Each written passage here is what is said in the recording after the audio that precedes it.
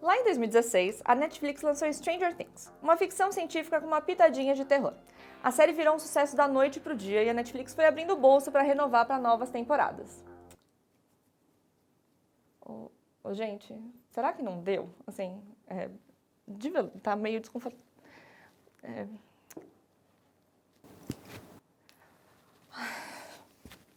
Obrigada. A cada nova leva de capítulos, os roteiristas de Stranger Things introduzem mais e mais elementos de terror, até que a gente chega aqui, na 4ª temporada, a mais assustadora da série. E olha que essa nem é só minha opinião, viu? Porque o próprio elenco me falou isso. Of course, they really wanted to lean into the horror vibes of it all this year. Eu bati um papo com os meus amigos pessoais lá de Hawkins e a gente falou justamente sobre o terror dessa 4ª temporada. E eles até deram umas dicas assim pros fãs mais medrosos, tipo eu, pra conseguir aproveitar esse primeiro volume tranquilamente. Então, bora lá? Mas antes de começar, lembre de curtir o vídeo, assinar o canal e clicar no sininho aqui para não perder nenhuma novidade da cultura pop.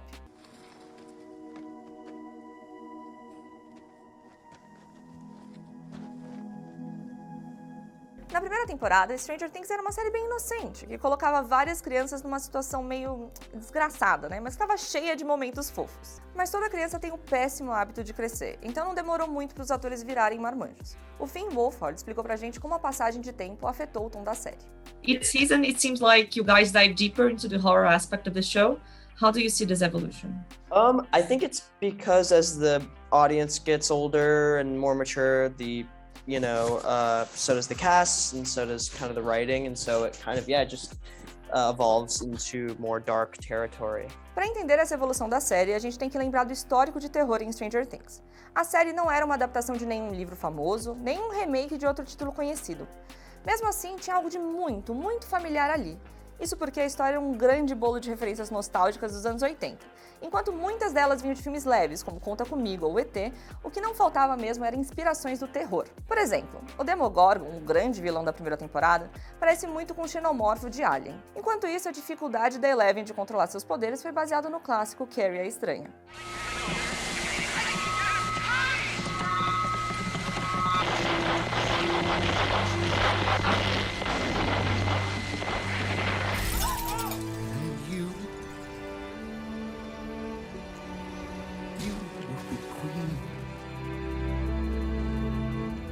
Já a segunda temporada tem um pezinho no Gremlins, graças à relação do Dustin com Dalt, aquele filhotinho de Demogorgon. O vilão, Devorador de Mentes, transforma o Will numa linda Blair com cabelo de cuia. Isso, claro, abriu o caminho para a reta final desse arco com uma clara inspiração em O Exorcista. E a temporada 3 tem toda uma pegada de Um Enigma de Outro Mundo, em que o Devorador de Mentes volta e expande o seu domínio para outros cidadãos de Hawkins. Graças a esse poder, fica todo mundo num clima de paranoia, porque ninguém sabe direito quem foi possuído ou não. Finalmente, a 4ª temporada se inspira no Fred Krueger, a estrela de A Hora do Pesadelo. Quem dá base para essa referência é o Vecna, uma criatura que vai atrás de adolescentes traumatizados, cria visões que mais parecem pesadelos e tem garras afiadas e tudo mais. Só faltou mesmo o clássico suéter porque, bem, ele tá pelado. Freddy Krueger and A Nightmare on Elm Street are big references in the season. Priya, had you seen it before? I'm not really a huge fan of horror movies, but I did see Freddy Krueger, a little bit of that, and a little bit of Nightmare on Elm Street. And I do see how, especially in this season, it's a little bit incorporated without saying too much, but yeah. Demogorgon seems kind of harmless compared to this new threat. How would you describe it? Oh, yeah, totally. Vecna, this season's villain, can't say much about Vecna, but it's definitely the smartest villain that we've ever faced. So it's a whole new ballgame, really. But definitely, I mean, just with the way that Vecna looks and the way that they operate, it's the biggest threat we've seen so far. Além disso, não são só as criaturas que ameaçam os nossos protagonistas. A gente já teve vilões humanos através do Billy, dos cientistas do laboratório de Hawkins, mas dessa vez, de verdade, Stranger Things está levando ao extremo a ideia de inimigos pé no chão.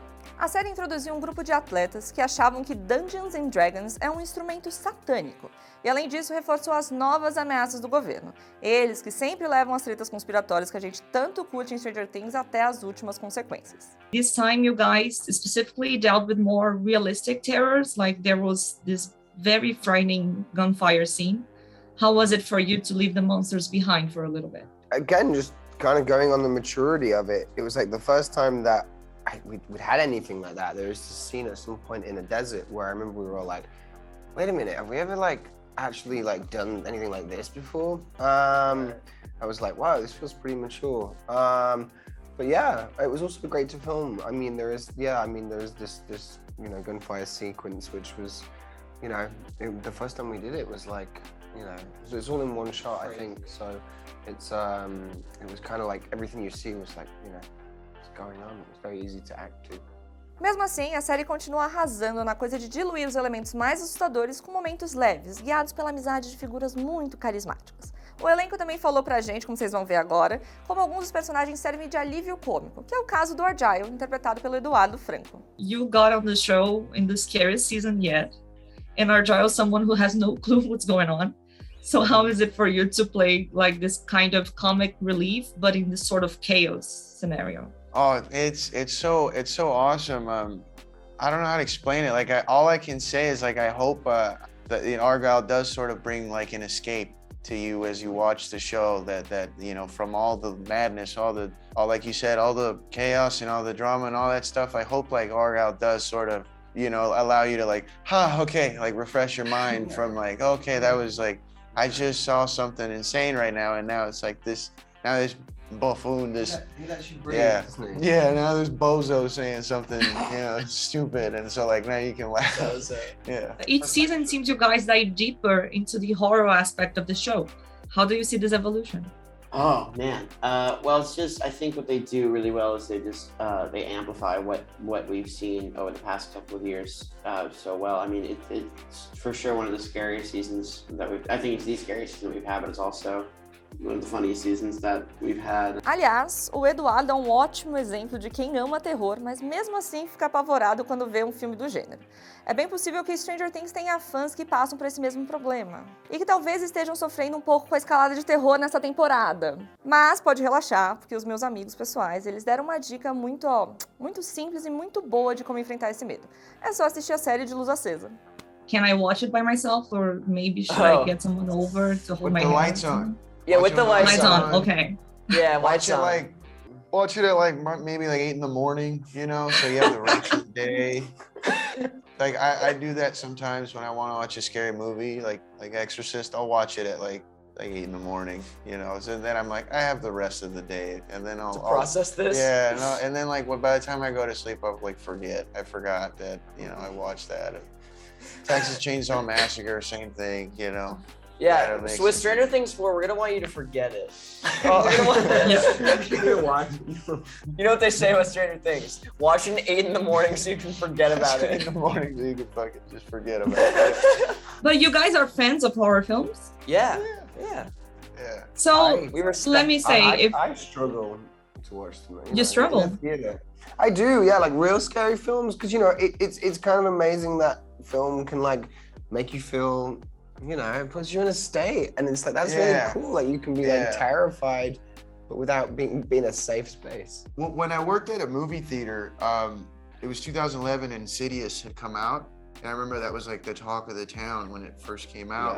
And I was working that night when it premiered, and I walked into the theater and I was standing in the hallway watching the beginning. I don't know why, like I don't remember how it starts, but like all I remember is like when it cut to the title where it said Insidious, and that like dreadful like violin like kicked in. It was like really like loud, and it was so like it was like booming in the theater. I ran to the door. I ran out. And I was like, I should not have done that. I you know, it's like that thing where like you're running and then you get to the door, you're like pretending like you weren't running, like that.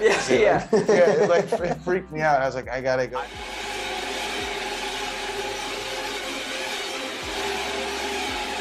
Essa temporada vai ser um prato cheio para os fãs de terror de verdade. Agora, para os mais medrosos, quem sabe Stranger Things não é uma ótima porta de entrada aí para os filmes do gênero. Se você descobrir que consegue ver terror sem perder o sono à noite, vale a pena conferir os clássicos que inspiraram Stranger Things, além de tantos outros filmaços do gênero mais desgraçado do cinema. Ó, o primeiro volume da 4ª temporada de Stranger Things já tá disponível na Netflix. Você começou a assistir? Deixa aqui nos comentários se você achou tão assustador assim ou se o problema sou realmente eu. Não esquece de curtir o vídeo, assinar o canal e apertar o sininho para não perder nenhuma notificação. Um beijo.